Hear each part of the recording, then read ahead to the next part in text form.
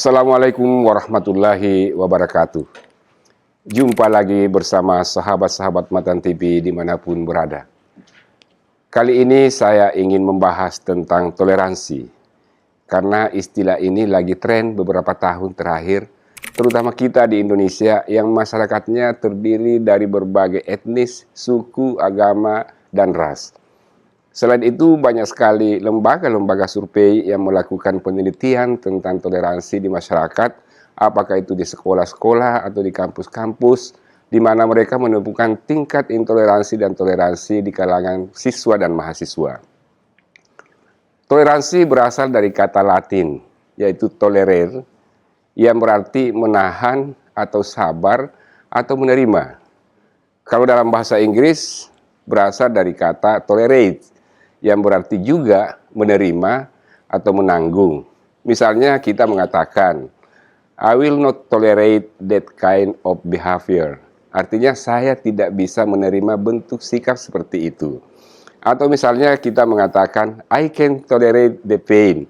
Saya masih bisa menahan sakitnya.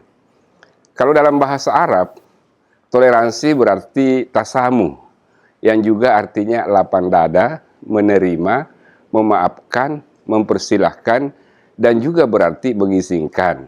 Misalnya orang Arab mengatakan lau samahta, artinya permisi.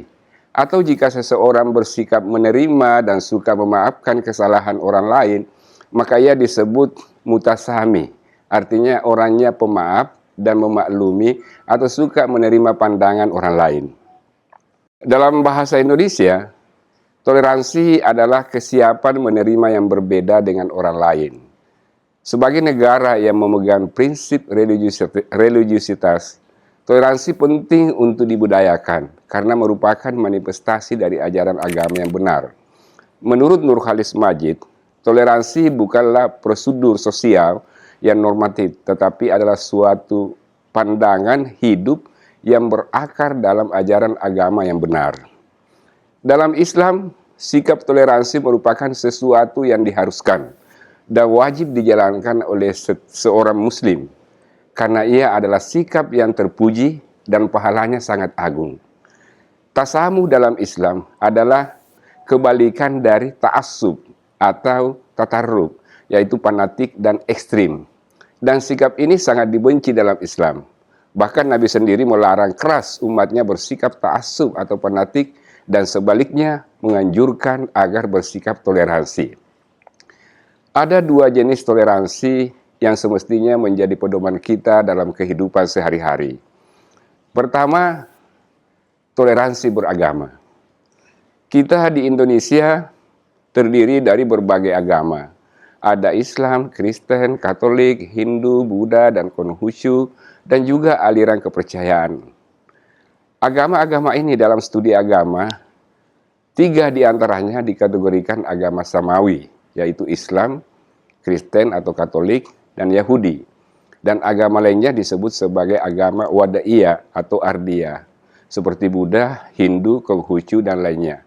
Meskipun ada juga yang mengatakan adalah agama samawi, wallahu a'lam bishawab.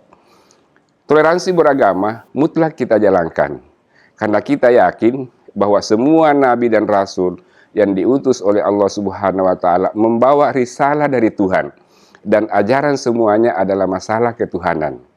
Meskipun kita umat Islam meyakini bahwa Nabi Muhammad adalah nabi terakhir dan penutup dari semua nabi, tetapi pada waktu yang sama kita juga diwajibkan mengimani semua nabi dan rasul sebagai utusan Allah. Atas dasar inilah maka kita harus bertoleransi dengan agama yang berbeda dengan kita, dan perbedaan yang terjadi antara satu dengan yang lain bukanlah untuk saling memerangi dan memusuhi, tetapi untuk berdialog dengan semua yang berbeda untuk menemukan kesamaan. Oleh karena itu sangat keliru sekali jika hanya karena perbedaan agama kita saling memusuhi dan membenci. Kedua, toleransi berbudaya.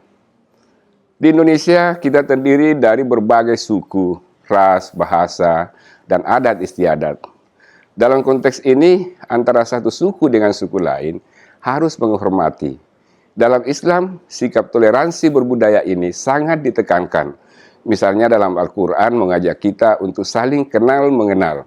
Karena kita diciptakan berbeda-beda suku dan tidak ada yang mulia antara satu dengan yang lain kecuali ketakwaan terhadap Tuhan. Oleh karena itu, kita tidak bisa memandang suku lain lebih dari suku kita atau memandang suku kita lebih baik dari suku lain. Begitu pula dengan adat istiadatnya. Keanekaragaman ini merupakan ketentuan Tuhan yang mutlak kita terima agar kita bisa hidup bersama dengan baik dan tentram. Ketiga, toleransi perbedaan. Islam sejak awal sudah menegaskan bahwa manusia itu berbeda-beda karakter dan kemampuan. Tidak ada yang sama persis karakternya dengan yang lain. Demikian pula berbeda-beda orientasi dan hobi masing-masing. Ada yang senang dengan kehidupan yang serba ada yang senang dengan kehidupan yang sederhana, ada juga yang senang dengan pendidikan tinggi, ada juga yang biasa-biasa saja. Artinya, kecenderungan manusia pasti berbeda-beda. Perbedaan-perbedaan ini juga merupakan ketentuan Allah Subhanahu wa Ta'ala, sehingga kita harus menerima dengan lapang dada sebagai bagian dari keimanan kita. Dalam Islam, ada beberapa prinsip yang harus dipegang agar kita selalu bersikap toleransi. Pertama, meyakini bahwa perbedaan keyakinan adalah sesuatu yang diciptakan oleh Allah Subhanahu wa Ta'ala dan bukanlah kehendak kita. Dua, mengakui bahwa setiap manusia bertanggung jawab atas pilihannya dan perbuatannya. Tiga, mengimani bahwa tanggung jawab para nabi dan rasul hanya menyampaikan risalah dan tidak memaksa seseorang pun untuk mengimani apa yang dia sampaikan. 4. Toleransi merupakan salah satu ajaran Islam yang dijalankan para nabi dan sahabatnya sejak munculnya Islam.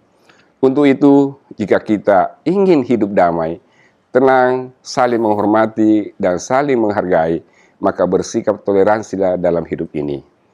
Demikianlah, semoga bermanfaat bagi kita semua, terutama bagi masyarakat, bangsa, dan negara yang kita cintai ini. Wassalamualaikum warahmatullahi wabarakatuh.